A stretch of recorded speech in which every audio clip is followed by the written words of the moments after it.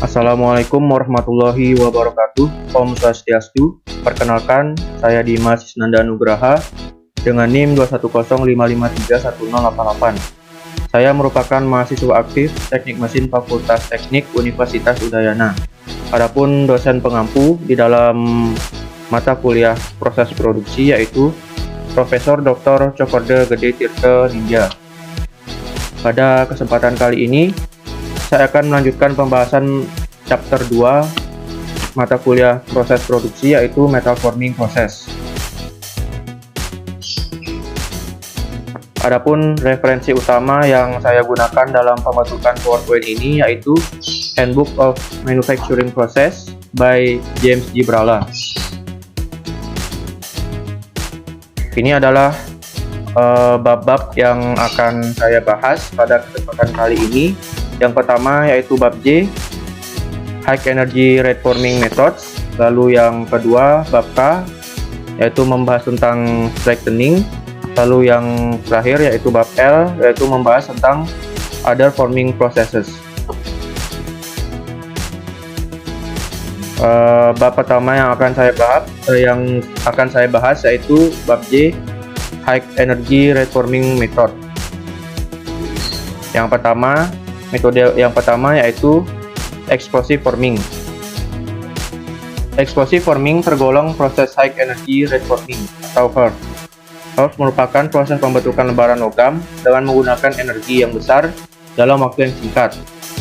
Proses explosive forming sendiri menggunakan bahan peledak untuk membentuk lembaran logam pada rongga cetakan. Dapat dilihat di gambar pertama yaitu pada proses ini dilakukan di sebuah tangki atau penyimpanan yang sudah diisi oleh air. Fungsi air di dalam tangki ini sebagai transmisi dari gelombang kejut setelah nantinya bahan peledak diledakkan, sehingga dapat membentuk benda kerja sesuai dengan apa yang diinginkan. Lalu pada prosesnya di gambar berikutnya, benda kerja terlebih dahulu dijepit di atas cetakannya atau die-nya. Bentuk dari die ini tergantung dengan apa yang sedang ingin kita buat. Lalu setelah dijepit, kemudian bahan peledak diledakkan.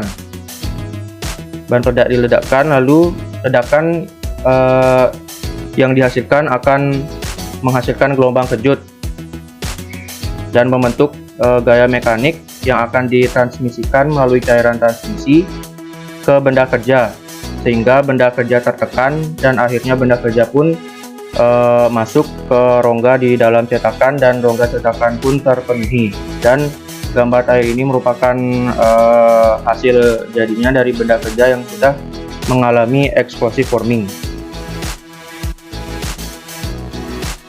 Ini ada videonya.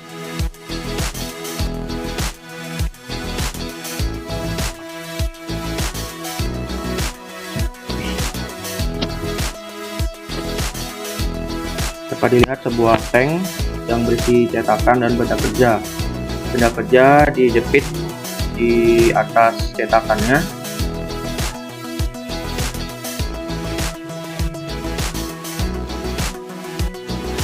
Lalu tank tersebut diisi oleh air. Ini merupakan bahan peledaknya dan ketika diledakkan akan menghasilkan gelombang kejut yang ditransmisikan oleh cairan transmisi ke benda kerja, sehingga benda kerja tertekan dan mengisi rongga-rongga pada cetakannya.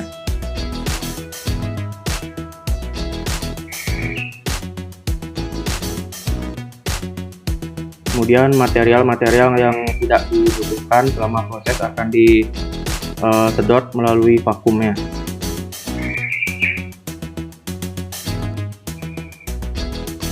Lanjut ke J2 yaitu combustible gas forming. Dengan proses HERF ini, hidrogen, metana atau gas alam dicampur dengan udara, oksigen atau ozon, sehingga saat dinyalakan campuran dari gas-gas tersebut akan menghasilkan gelombang tekanan yang membentuk benda kerja atau lembaran logam. Dapat dilihat di gambar di samping, ini merupakan konstruksi dari alat combustible gas forming, di mana terdapat dienya. Ini adalah dienya yang menyesuaikan dengan apa yang sedang kita ingin buat. Lalu ada benda kerjanya. Lalu combustible gas inlet ini merupakan tempat masuknya campuran gas-gas seperti hidrogen, metana, dan gas lainnya. Lalu oksigen or air inlet ini adalah tempat masuknya oksigen. Lalu di atas ini ada igniter electrical connection yang merupakan pemicu terjadinya ledakan. Prosesnya yaitu saat oksigen dan campuran dari gas-gas atau combustible gas dimasukkan melalui inletnya. Berbarengan dengan itu pemicu ledakan akan memicu ledakan sehingga terjadi sebuah gelombang tekanan yang akan membentuk benda kerja, sehingga benda kerja tertekan dan masuk ke rongga-rongga cetakan.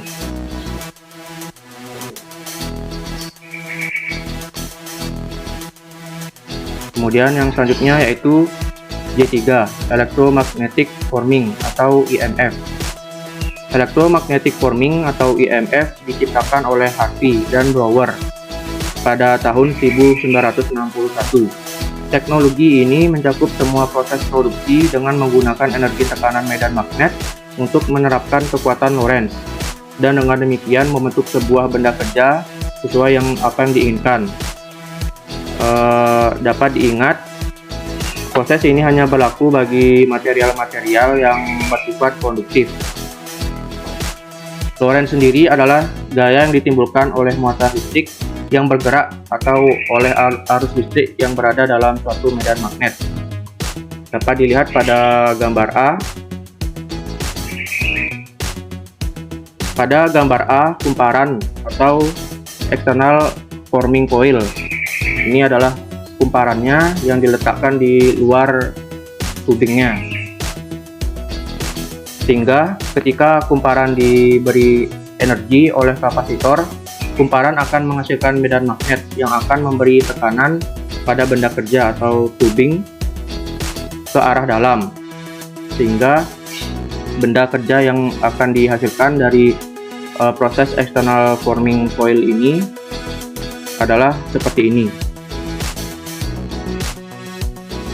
Lalu, sedangkan pada gambar B, kumparan diletakkan di dalam benda kerja atau tubing, sehingga ketika kumparan diberi energi oleh kapasitor, kumparan atau coil akan menghasilkan medan magnet yang akan memberi tekanan pada benda kerja ke arah luar, sehingga benda kerja yang akan dihasilkan mempunyai bentuk yang melebar atau expanded. Ini merupakan video dari prosesnya.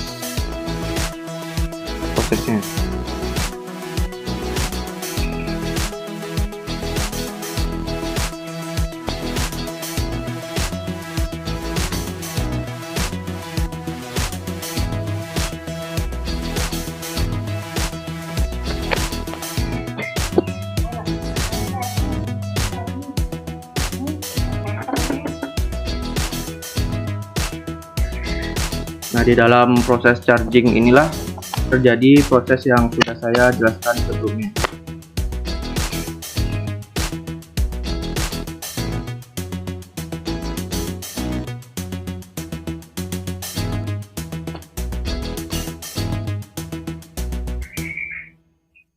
Ini adalah benda kerja yang sudah mengalami proses.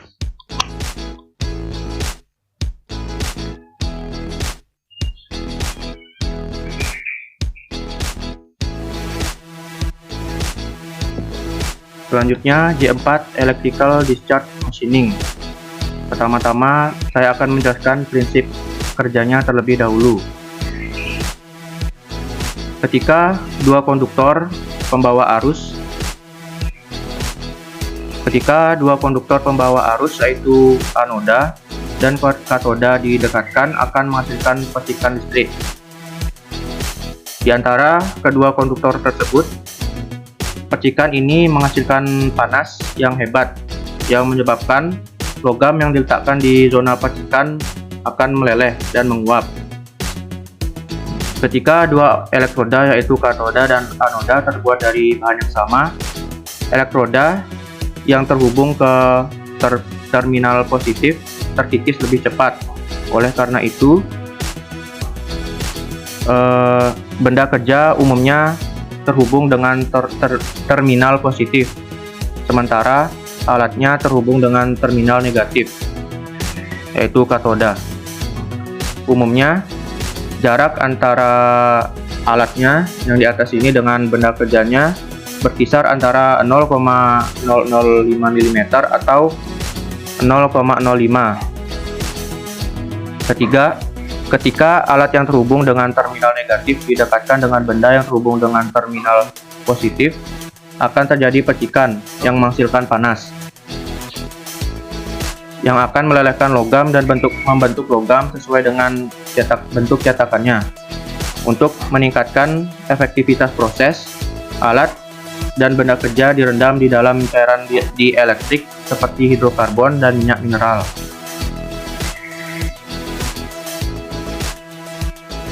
Kemudian ini merupakan konstruksi dari alat electrical discharge machining. Yang pertama ada generator DC, di mana fungsi dari generator DC ini adalah mengubah pasokan daya AC menjadi daya DC untuk menghasilkan percikan antara alat dan benda kerja. Kemudian ada benda kerjanya sendiri. Benda kerja terhubung dengan terminal positif pada DC generator atau power supply. Kemudian yang di atasnya ada alatnya atau cetakan. Bentuk dari tool ini harus menyesuaikan dengan bentuk dari benda kerja yang ingin dibuat. Tool ini terhubung pada terminal negatif pada power supply atau DC generator. Kemudian di bagian sini ada servo motor berfungsi untuk mengontrol jarak antara tool dan benda kerja.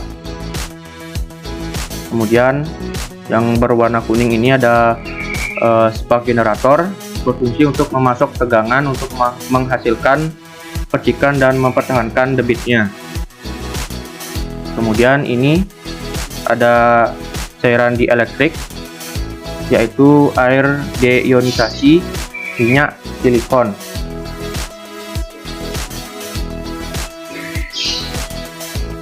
Kemudian prosesnya yaitu yang pertama, ketika power supply dihidupkan, generator DC akan mensuplai tegangan antara 40 volt sampai 3000 volt.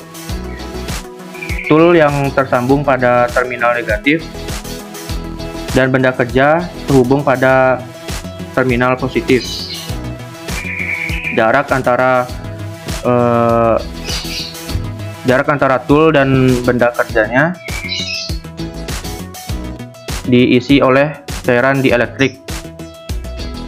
Lalu langkah selanjutnya, ketika daya tegangan tinggi disuplai ke alat, partikel dalam cairan dielektrik akan terkonsentrasi. Cairan akan terionisasi membentuk jalur arus mengalir dari alat ke benda kerja. Percikan yang dihasilkan dari tool dan permukaan benda kerja menyebabkan benda kerja menguap. Pada proses ini, sejumlah kecil material pada alat akan terkikis juga. Setelah percikan terputus, panas dihilangkan oleh cairan dielektrik dan membawa partikel logam yang terkikis. Perlu diketahui bahwa pergerakan alat ini dikendalikan oleh motor servo.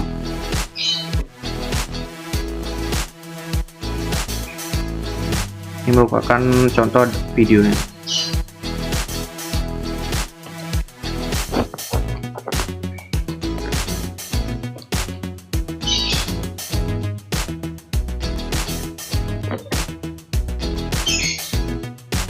Ini adalah alatnya, lalu yang di bawah ini adalah benda kerjanya. Alat ini dikendalikan oleh motor servo.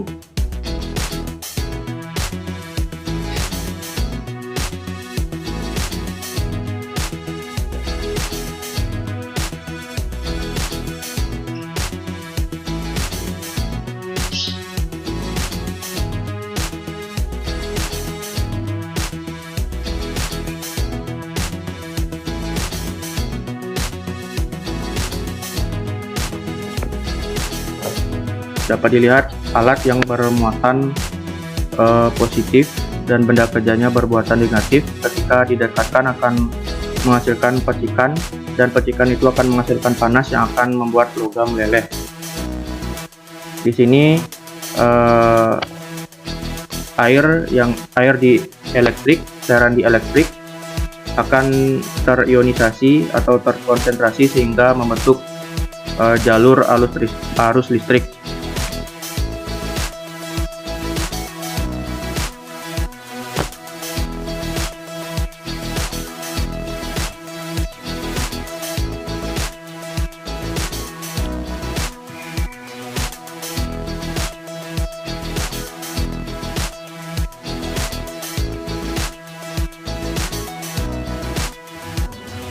Kemudian J4, electrohydraulic forming. Electroforming atau pembentukan elektrohidrolik adalah proses HERF atau high energy rate forming, di mana gelombang kejut untuk mengubah benda kerja sesuai rongga cetakan dihasilkan dari pelepasan energi listrik antara dua elektroda yang terendam dalam cairan transmisi atau air. Karena prinsip operasinya, proses ini juga disebut dengan electric discharge forming. Dapat dilihat di gambar berikut, energi listrik terakumulasi dalam kapasitor besar. Ini adalah kapasitornya, dan aliran listrik tersebut dilepaskan ke elektroda pembentukan. Ini elektrodanya.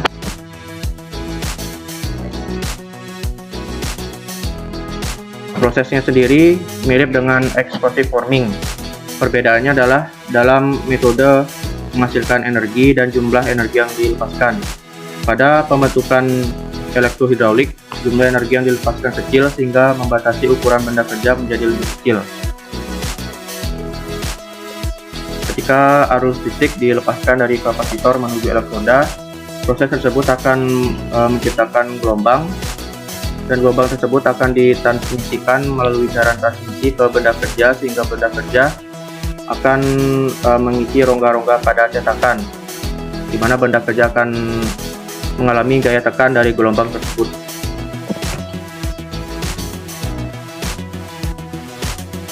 Ini merupakan proses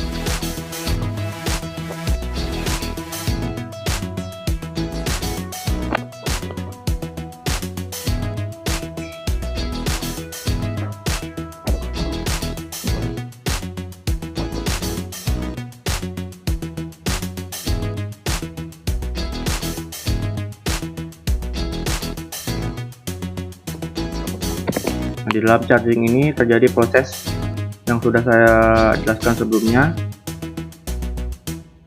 Jika sudah selesai mengalami proses tersebut, benda kerja akan diambil, dan benda kerja yang awalnya berbentuk seperti ini akan berubah seperti ini setelah mengalami proses electrohydraulic forming.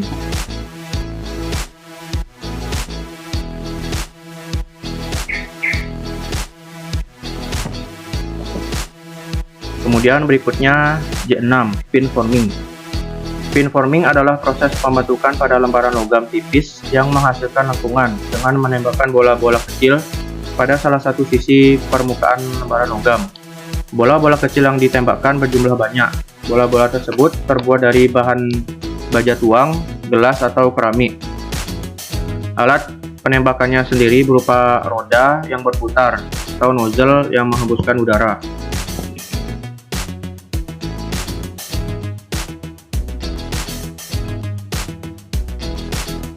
Proses pin forming menyebabkan tegangan sisa pada permukaan lembaran yang ditekan atau ditembaki. Tegangan sisa tersebut meningkatkan kekuatan fatigue pada lembaran logam. Berbeda dengan proses pembentukan bahan lainnya, pin forming tidak menggunakan die. Proses pembentukan ini juga dilakukan pada suhu ruang. Dapat dilihat dari gambar berikut. Ini merupakan nozzle-nya yang menembakkan bola-bola, dan ini lembar kerjanya. Dan setelah ditembak oleh bola-bola yang ditembakkan oleh nozzle ini, benda kerja akan melengkung.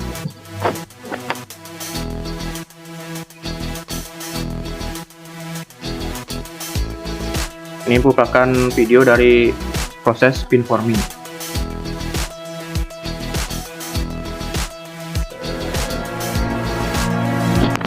À tous de DDO. Attention pour le décompte final. Allumage UAP, décollage. Whether we're forming tank segments for space launchers or reshaping fuselage shells and structural components for a range of Airbus aircraft, we at KSA passionately believe in technological innovation. We're committed to meeting your manufacturing needs with our unique automated peen forming solutions. Decades of experience and an in-depth knowledge of material flow enable us to develop a customized peen forming recipe for each individual part.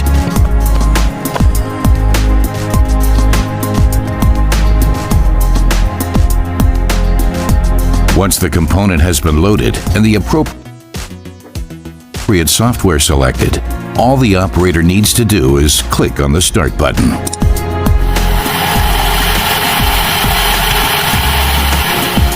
The frozen, closed-loop process then runs without any manual intervention whatsoever. Parts of almost any geometry can be peen formed, from cylindrical and conical panels to spherical and elliptical shapes. Even components with orthogonal grids can be successfully peen formed. Bab berikutnya yang akan saya bahas yaitu bab K, yaitu straightening. Yang pertama, K1 manual straightening. Manual straightening dilakukan dengan menggunakan hammer atau palu yang digunakan untuk memukul plat datar atau benda kerja. Pemukulan benda kerja dapat dilakukan menggunakan hammer, di mana prosesnya harus dimulai dari tepi lembaran logam terlebih dahulu, lalu menuju ke tengah dengan cara memukul benda kerja tersebut menggunakan palu, sehingga benda kerja yang mulanya berbentuk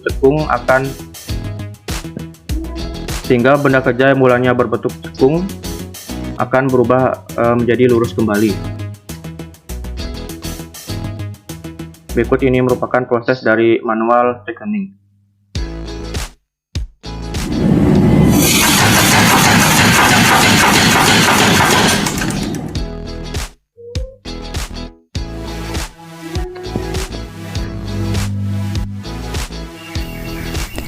Many of the elements that you forge under your hammer are organic with balance and form ruling the day in their designs, but sometimes you just need a piece to be straight.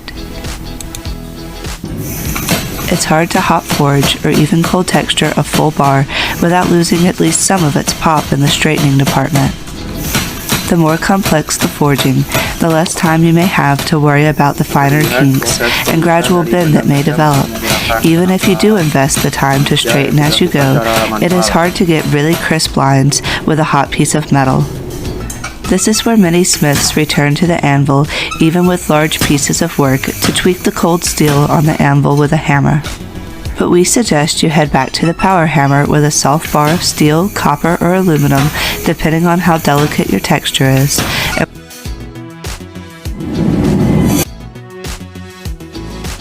Kemudian yang berikutnya yaitu K2, press straightening. Biasanya prosesnya menggunakan mesin tekan hidrolik, di mana benda kerja akan diletakkan di bawah hammer dan bagian cembung pada benda kerja akan mendapatkan penekanan dari hammer, sehingga benda kerja akan lurus kembali.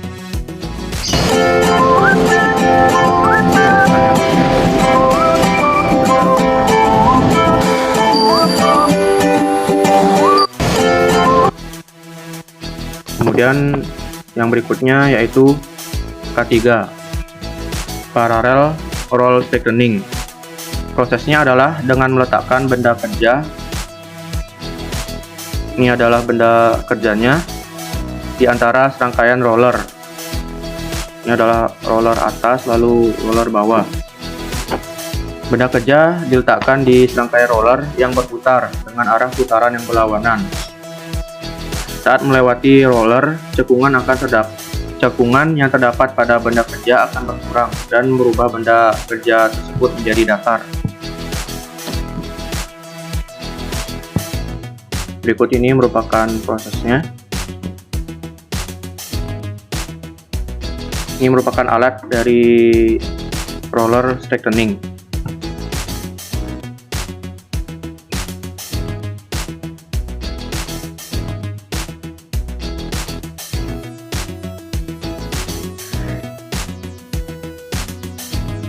Dapat dilihat benda kerja yang mulanya berbentuk cekung, setelah melewati roller benda kerja tersebut akan jadi lurus kembali.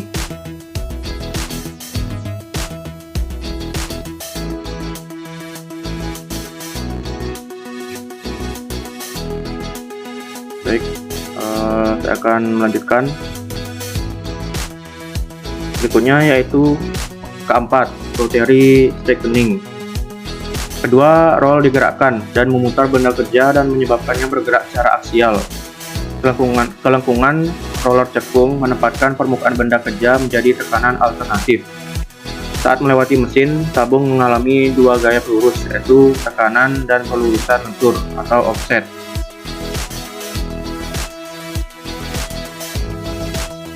Dapat dilihat di sini, ini merupakan benda kerjanya, lalu ini roll yang berbentuk cekung. Ini di dalam alat aslinya.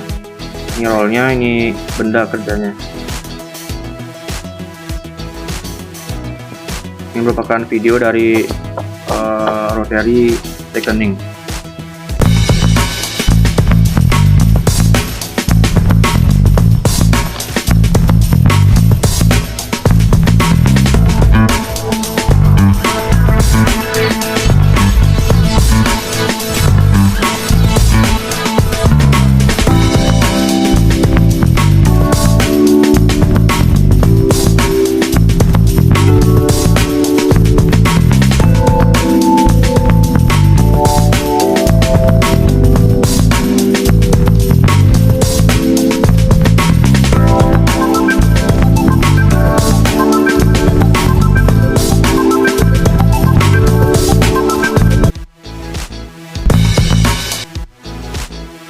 Selanjutnya yaitu K5, thread straightening. Cara kerjanya adalah benda kerja dijepit dan ditarik atau diregangkan dalam garis lurus di luar titik hasil. Sesuai dengan gambar yang ditujukan di sini, benda kerja dijepit, lalu benda kerja akan mengalami peregangan setelah ditarik oleh penjepitnya. Kemudian bab selanjutnya yaitu bab L, other forming processes. Yang pertama, L1, powder metallurgy. Metalurgi serbuk atau powder metallurgy merupakan proses pembentukan serbuk dan benda jadi dari serbuk logam atau paduan logam dengan ukuran serbuk tertentu tanpa melalui proses peleburan. Di sini terdapat 3 proses dari powder metallurgy. Yang pertama yaitu mixing. Mixing atau pencampuran adalah pencampuran bubuk dengan komposisi nominal yang sama. Ini digunakan untuk mendapatkan distribusi ukuran partikel yang diinginkan. Mencampur berarti mencampur bubuk dengan komposisi kimia yang berbeda. Campuran terdiri dari berbagai logam atau paduan, ukuran partikel, pelumas, dan pengikat yang berbeda. Kemudian proses berikutnya yaitu pressing. Pressing adalah proses pemadatan serbuk menjadi sampel dengan bentuk tertentu sesuai dengan cetakannya. Pada proses pressing atau konveksi ini, gaya gesek yang terjadi antara partikel yang digunakan dan antar partikel komposit dengan dinding cetakan akan mengakibatkan kerapatan pada daerah tepi dan bagian tengah tidak merata. Lalu langkah terakhir yaitu sintering atau fritay. Sintering atau fritay ini adalah proses pemadatan dan pembentukan bahan padat oleh panas atau tekanan tanpa melelehkannya ke titik leburnya. Contohnya, ban aluminium memiliki titik lebur berada pada suhu 660 derajat Celcius, dan untuk temperatur sinteringnya berkisar antara 460 derajat Celcius sampai 590 derajat Celcius.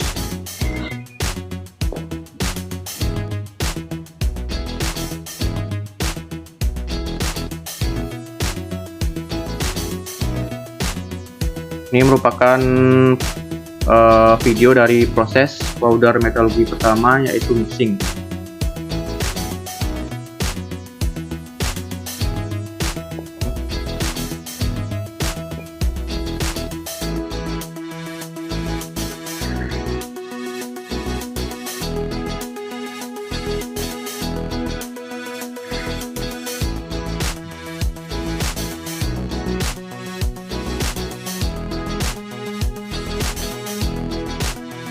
Ini merupakan mixernya atau blendnya.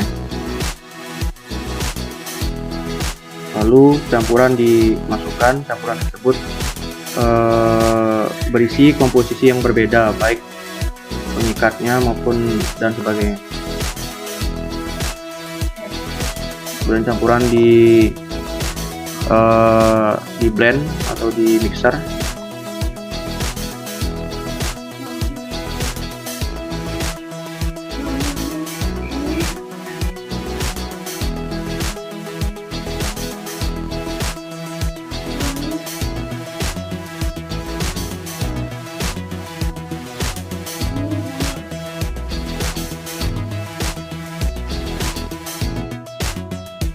Ini proses kedua dalam powder metalurgi, yaitu pressing atau compaction. Dapat dilihat serbuk logam yang sudah di blend dimasukkan dan ditekan.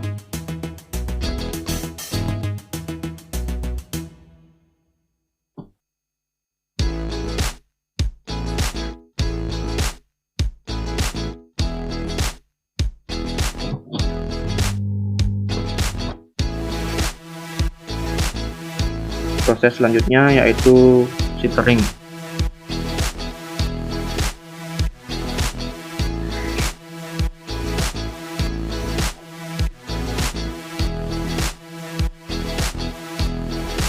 Proses sintering ini dimulai dengan logam dalam bentuk bubuk.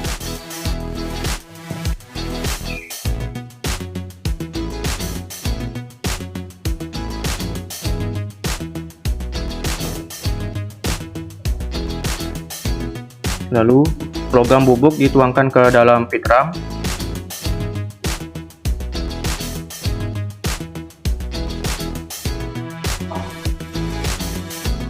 Kemudian ram atau penekan bergerak turun dan menekan bubuk logam ke dalam cetakan.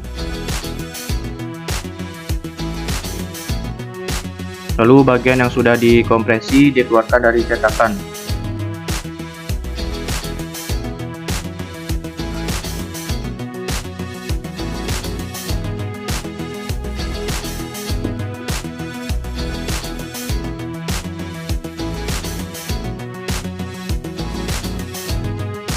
Setelah itu, bagian yang sudah dikompresi kemudian ditempatkan di dalam oven dan dipanaskan di bawah suhu peleburan agar menjadi bentuk yang benar-benar padat. Kemudian, bagian-bagian tersebut didinginkan secara perlahan.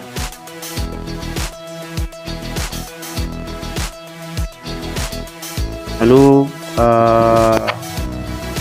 yang selanjutnya yaitu L2, yaitu electroforming. Di sini saya akan menjelaskan dalam bentuk video. Pertama-tama, sebelum videonya dimulai, saya akan menjelaskan apa itu electroforming terlebih dahulu. Electroforming adalah proses manufaktur khusus yang digunakan untuk produksi suku cadang dengan presisi tinggi. Terdapat 6 langkah di dalam prosesnya, yaitu cleaning, coating, exposing, developing, dan harvesting. Langsung saja kita ke videonya.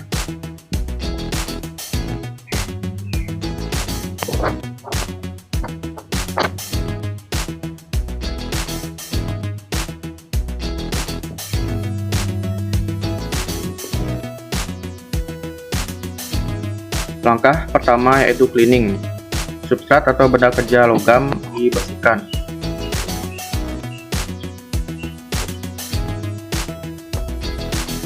Lalu, langkah kedua yaitu coating. Logam yang sudah dibersihkan dilapisi dengan fotoresis pekat cahaya. Fotoresis itu sendiri adalah bahan yang bereaksi jika terkena cahaya. Bahan ini jika dikenai cahaya akan larut atau tidak larut atau bisa juga mengeras.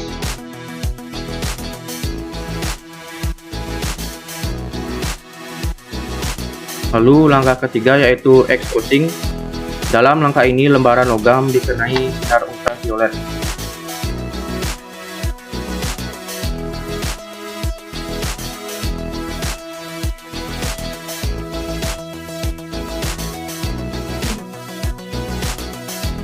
Kemudian langkah keempat, lembaran logam yang sudah melalui pemaparan sinar ultraviolet akan dibilas dan dikeringkan.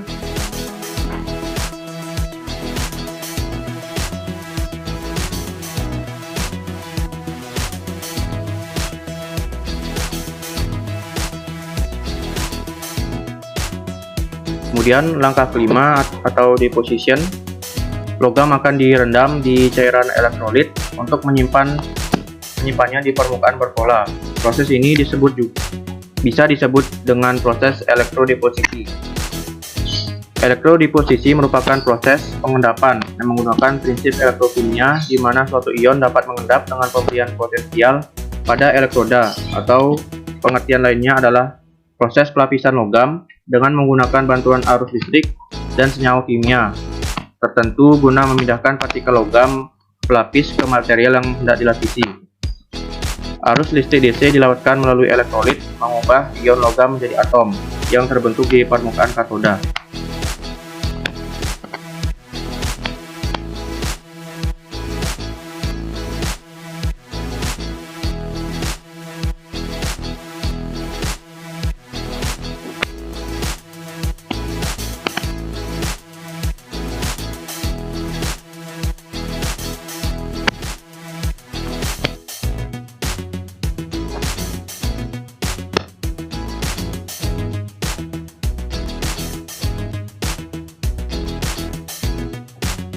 Kemudian lapisan fotoresis tadi dibersihkan.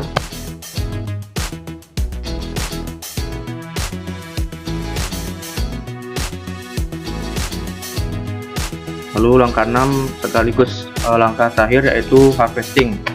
Bagian electroform diambil dari mandrel setelah bahan dilapisi dengan ketebalan yang diinginkan.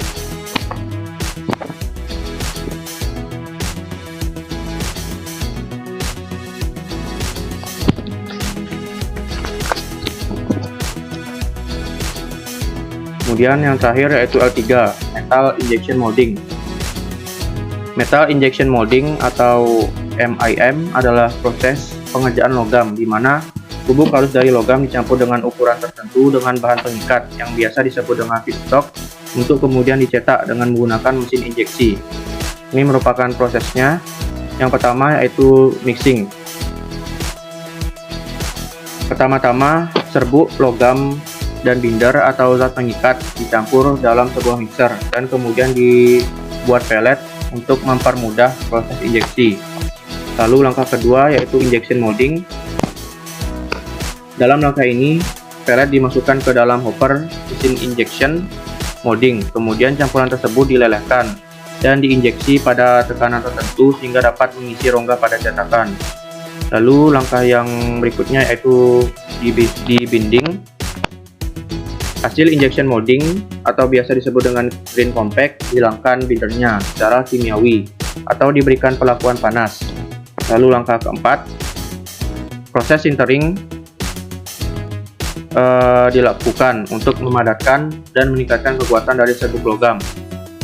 Pada saat proses sintering terjadi perpindahan atom secara difusi sehingga serbuk menyatu dan pori-pori antar serbuk mengecil.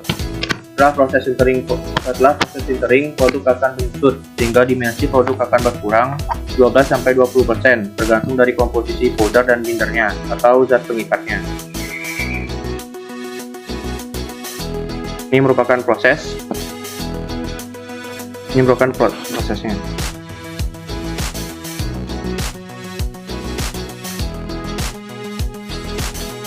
Maka pertama mixing, di mana base powder dan alloying elemen dituangkan ke blender.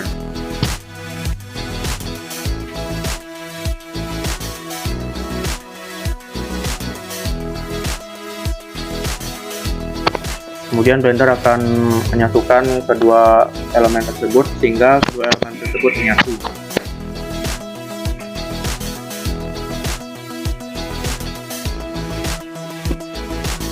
Kemudian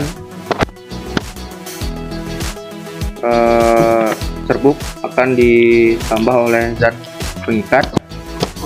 Pada view ini menggunakan polimer dan lilin. Kemudian dicampur lagi ke dalam blender.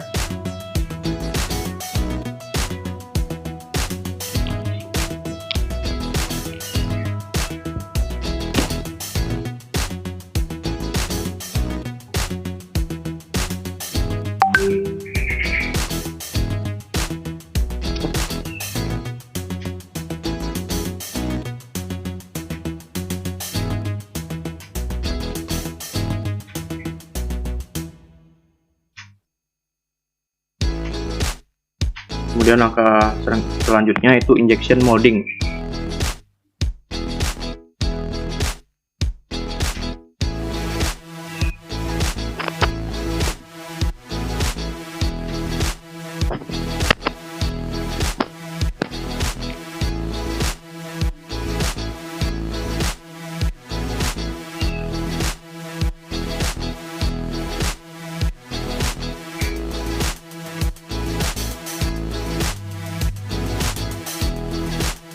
Pada proses ini campuran dilelehkan dan diinjeksi pada tekanan tertentu sehingga dapat mengisi rongga pada cetakan. Ini campurannya dilelehkan lalu diinjeksi, yaitu ditekan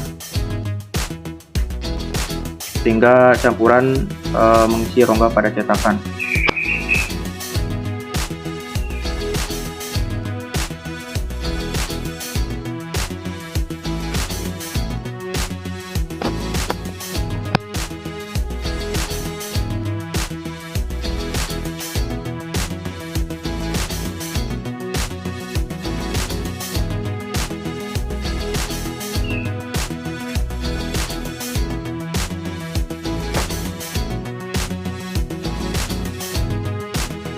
Kemudian lanjut ke proses debinding. Proses debinding ini bertujuan untuk menghilangkan bindernya atau zat pengikat secara kimiawi melalui pelakuan panas.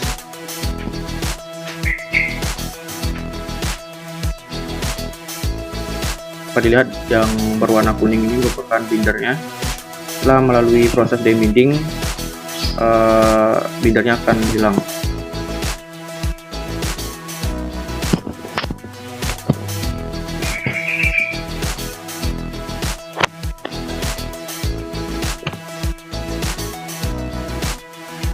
Lalu berikutnya proses sintering.